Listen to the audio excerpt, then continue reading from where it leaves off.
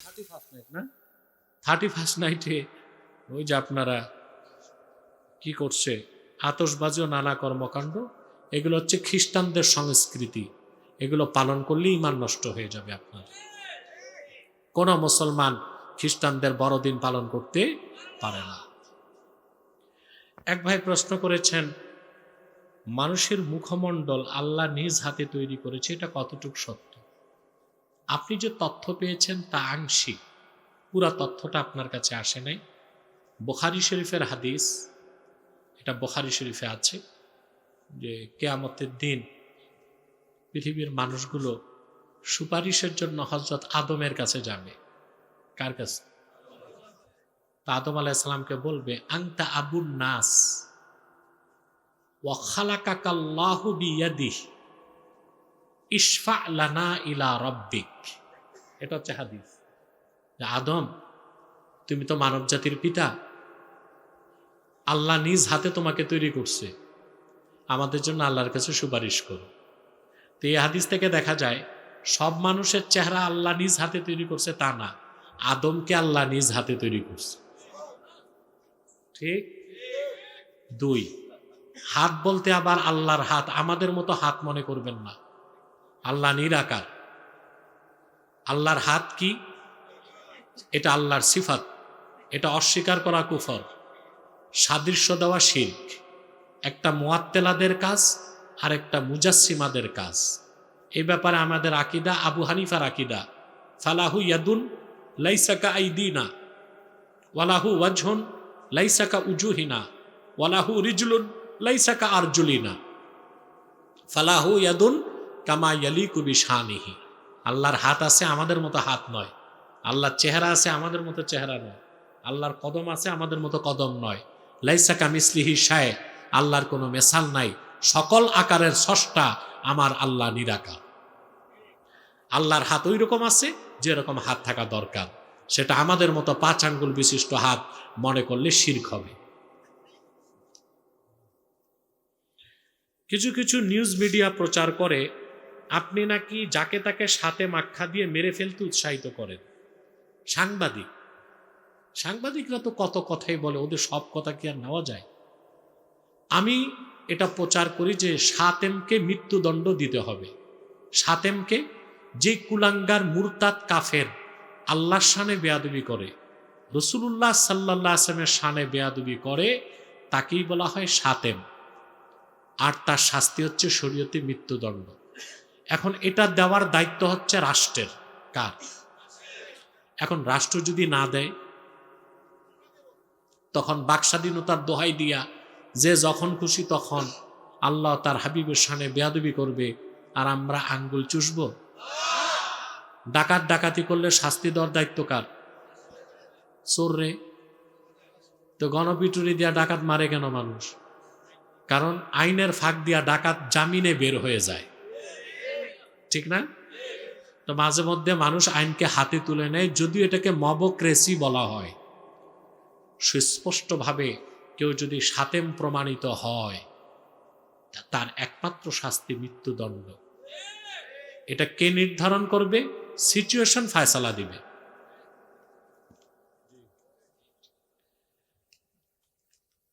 আমরা সবাই শয়তানের প্ররোচনায় পাপ কাজ করি। আদম হাওয়াও শয়তানের প্ররোচনায় পড়ে জান্নাতের ফল খেয়েছে। তাহলে শয়তান কার প্ররোচনায় পড়ে সেদিন আদমকে সেজদা করেনি? আরে শয়তান নিজে শয়তানি করছে দেখি তো শয়তান।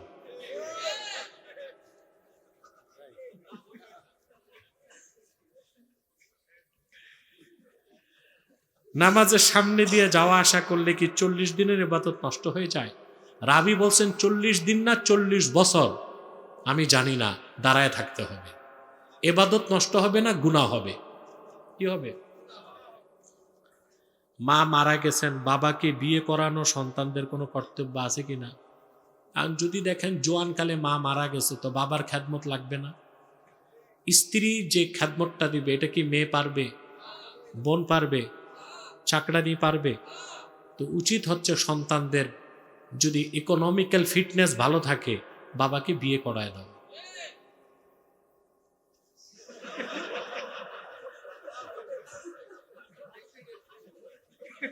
মানে ভিকটিম আছে নাকি? আওয়াজে বোঝা যায় ভিকটিম আছে।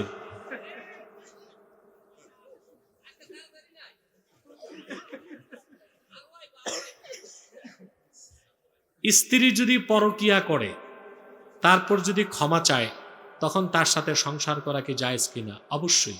সে যদি পরকিয়ায় লিপ্ত হয় এটা গুনাহে কাবীরা। সে যদি অনুতপ্ত হয় ক্ষমা চায়, তাকে তালাক না দিয়ে ক্ষমা করে দেওয়াটাই উত্তম।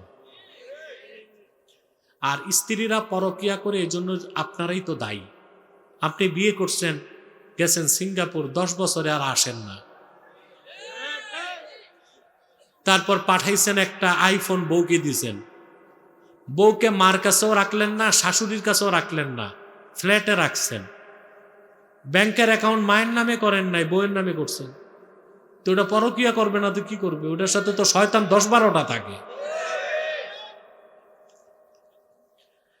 ব্যবসায় দিন দিন লোকসান হচ্ছে, ব্যবসায় উন্নতির আমল কি আছে? আমল মুখস্থ রাখতে পারবেন? ফজর নামাজের পর 100 বার পড়বেন, 11 বার দরুদ সালাম পড়ে 100 বার পড়বেন, আল্লাহুম্মা কফিনি বিহালালিকা আন হারামিক ওয়া আগনিনি বিফাদলিকা আম্মান সিওয়াক, 100 বার। আবার 11 বার দরুদ সালাম পড়বেন, ঋণ সব মাফ হয়ে যাবে, প্রচুর বারাকা আল্লাহ ব্যবসায় দান করবে। রেকর্ড হয়ে গেছে, মিডিয়া থেকে নিয়ে নেবেন।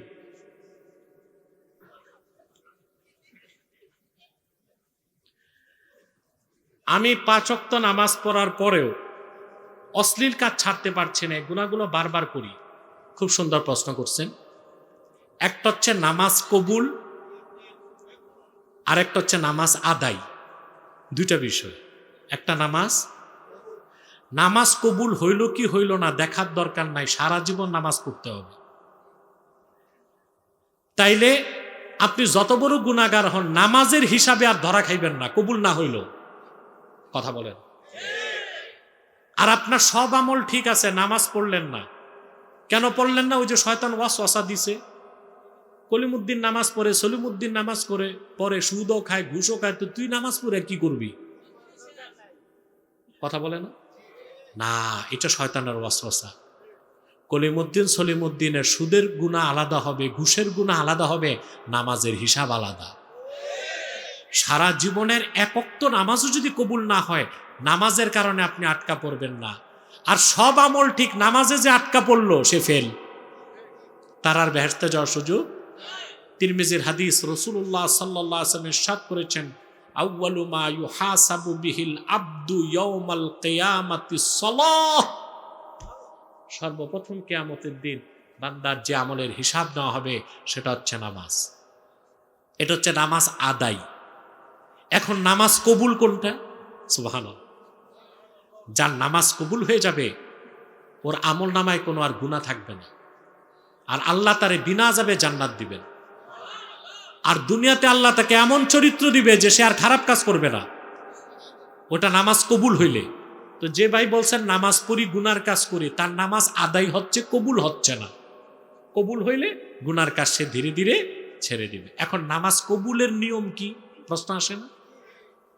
3টা জিনিস লক্ষ্য রাখতে হবে। একটা হচ্ছে নামাজের চাবি হচ্ছে অজু।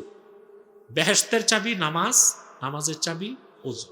আপনাদের অজুটা হয় না, অজু করতে হবে। অজুতে 2 ধরনের নাপাক বের করতে হবে, একটা আনজাসে জাহিরি আর একটা আনজাসে বাতিনি। একটা বাইরের নাপাক, একটা দিলের নাপাক। আপনি যখন অজু করবেন, আপনাকে নিয়ত করতে হবে, আমি কুলি করছি, আমি আর এই মুখে মিথ্যা কথা বলবো না। আমি হাত ধুইতেছি, এই হাতে সুদ ঘুষ খাবো না। আমি মাথা মাসা করছি, কুচিন্তা করব না। আমি মুখ ধুইতেছি, চোখে হারাম জিনিস দেখব না। পা ধৌত করছি, সিনেমা হলে যাব না, পোস্ট কোয়ার্টারে যাব না। এইভাবে আপনি যদি ফজরের অজু করেন, আপনার ভিতরের নাপাকও বের হবে, বাইরের নাপাকও চলে যাবে। তখন আপনি নামাজে ঢুকলে 2টা জিনিস রাখতে হবে, খুজু আর খুশু। অর্থাৎ অঙ্গ প্রত্যঙ্গ হবে কেবলামুখী, কাবামুখী, দিল হবে আল্লাহমুখী। একটা খুশু আর একটা খুজু। তখন এইভাবে যদি 40 দিন নামাজ পড়েন, সব গুনার প্রতি আপনার ঘৃণা সৃষ্টি হয়ে যাবে। অবাধ্য সন্তানকে কিভাবে বাধ্য করবে? খুব সুন্দর কথা। অবাধ্য সন্তানকে বাধ্য করতে, আরে সন্তান যদি ভালো সন্তান বানাইতে চান, 3টা জিনিস আদব তারে শিখাইতে হবে নাবালেগ থাকতে। কয়টা বলবো? وعن علي كرم الله وجهه عن النبي صلى الله عليه وسلم أدبوا أولادكم بثلاث خصال حب نبيكم وآل بيته وتلاوة القرآن। হযরত আলী রাদিয়াল্লাহু তাআলা আনহু বর্ণনা করেন, আল্লাহর হাবিব সাল্লাল্লাহু আলাইহি ওয়াসাল্লাম ইরশাদ করেছেন, উম্মত তোমরা তোমাদের সন্তানদেরকে 3টা আদব শিখাও। প্রথমে তাদেরকে আমার ভালোবাসা শিখাও, 2 তাদেরকে আমার বংশধর যারা আহলে বাইতের ভালোবাসা শিখাও, 3 তাদেরকে কোরআন তেলাওয়াত শিখাও।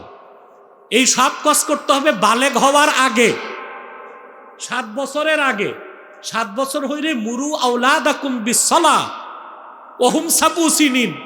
7 বছর হয়ে গেলে নামাজের আদেশ করতে হবে। কথা বুঝেন? 7 বছরের আগে 3টা জিনিস। কটা জিনিস? আল্লাহর হাবিবের ভালোবাসা শিখাইতে হবে, আহলে বাইতের ভালোবাসা শিখাইতে হবে, কোরআন তেলাওয়াত শিখাইতে হবে। আর 7 বছর থেকে নামাজ শিখাবেন। এই সন্তান আল্লাহর ওলি হিসেবে বড় হবে। এক, এটা হচ্ছে সন্তানের প্রতি দায়িত্ব, সন্তানকে বাধ্য ও ভালো করতে হইলে। 2, আপনি নিজে যদি আল্লাহর নাফরমানি করেন, আপনার সন্তান আপনার কথা শুনবে না। আপনি নিজে আল্লাহর ফরমাবরদার বান্দা হন, আপনার সন্তান আপনার কথা শুনবে।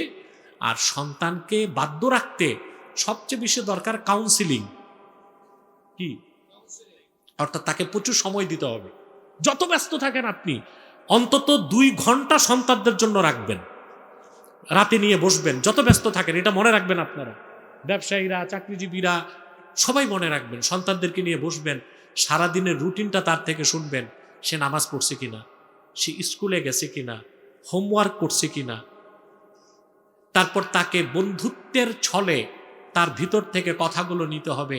কার সাথে ঝগড়া হয়েছে, ঝগড়াতে তার দোষ না অন্য ছেলের দোষ, এই কথার মাধ্যমে কাউন্সিলিং করে তাকে আপনি বাধ্যগত সন্তান বানাতে পারবেন।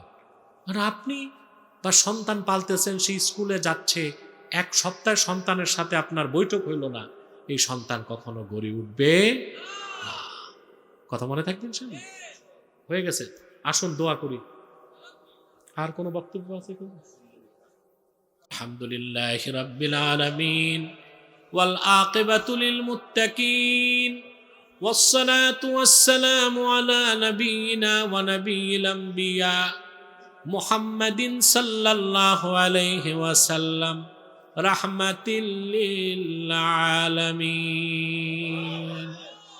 আল্লাহ তাআলা ভুইগড় এলাকাবাসীর উদ্যোগে আয়োজিত 4 দিন ব্যাপী ইসলামী মহাসম্মেলনের আজকের বিদায় দিনে তোমার অসংখ্য জাকের শাকের বান্দা নিয়ে হাত তুলেছি।